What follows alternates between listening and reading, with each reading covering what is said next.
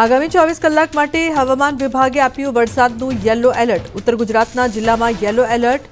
Upper air circulation સક્રિય થતા વરસાદ પડી શકે। અત્યાર સુધી રાજ્યમાં 19%થી વધુ વરસાદ। અમદાવાદમાં હળવાથી મધ્યમ વરસાદની આગાહી। રાજ્યમાં 15 ઓગસ્ટ બાદ ફરી ચોમાસું થશે સક્રિય। હવામાન નિષ્ણાત અંબાલાલ પટેલની આગાહી। દક્ષિણ સૌરાષ્ટ્રના ભાગોમાં પડી શકે વરસાદ। દક્ષિણ ગુજરાતના ભાગોમાં છૂટાછવાયા વરસાદી ઝાપટા પડવાની શક્યતા। 18 ઓગસ્ટથી 22 ઓગસ્ટ સુધીમાં ભારે વરસાદની અંબાલાલ પટેલની આગાહી। કૃષિ પાક માટે સારો રહેશે વરસાદ। બંગાળ ઉપસાગરમાં ફરી વરસાદી સિસ્ટમ સક્રિય થશે। દક્ષિણ ગુજરાતના ભાગોમાં થશે વરસાદ। હિમાચલ પ્રદેશના શિમલામાં મોટી દુર્ઘટના। ભૂસ્ખલન બાદ રસ્તા પરથી કાટમાળ સાફ કરી રહેલા જેસીબી પર પથ્થર પડતા ખીણમાં ખાબક્યું। અકસ્માતમાં જેસીબી ચાલકનું મોત નીપજ્યું। સમગ્ર ઘટનાનો વિડીયો આવ્યો સામે। हिमाचल प्रदेशना विलासपुर में भयानक भूस्खलन वीडियो वायरल। झंडुताना कोटधार विस्तार ने स्वरघाट साथे जोड़ता रस्ता पर भूस्खलन।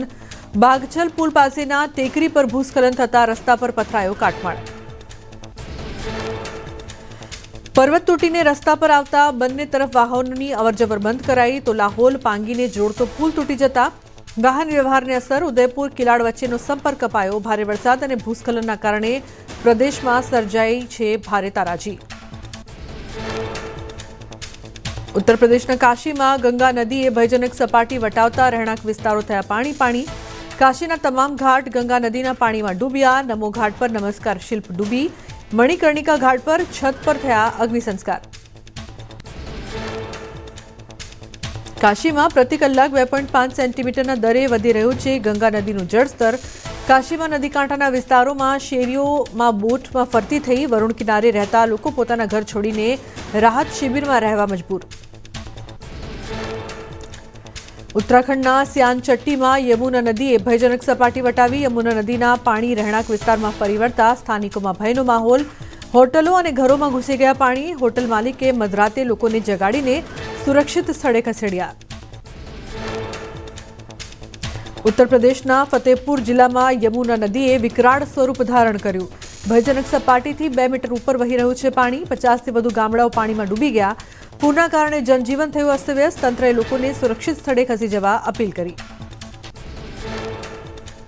ફતેહપુરના પલટુ પૂર્વા, કોરાકનક, ઉરોલી, દારોલી સહિતના ગામ પાણીમાં ડૂબી ગયા।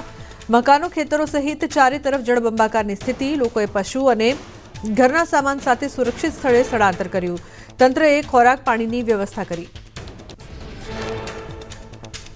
ઉત્તર પ્રદેશના હમીરપુરમાં યમુના અને બેતવા નદીઓના પાણીના કારણે પૂરની સ્થિતિ। શહેરની અંદરના ઘણા વિસ્તારો પાણીમાં ડૂબ્યા। ડઝનબંધ ગામો અને કેમ્પોને ખાલી કરાવાયા। લોકો ઘરની છત પર રહેવા મજબૂર।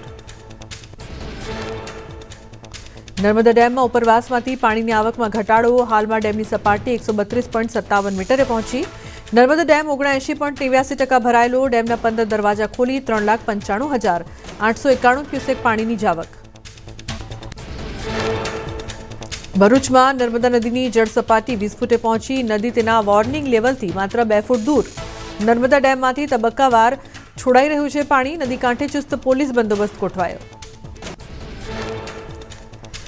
ભરૂચ અંકલેશ્વરમાં નર્મદા નદી બંને કાંઠે વહેતી જોવા મળી। ઉપરવાસમાં સારા વરસાદના કારણે સરદાર સરોવર ડેમમાં 4,74,083 ક્યુસેક પાણી છોડાયું।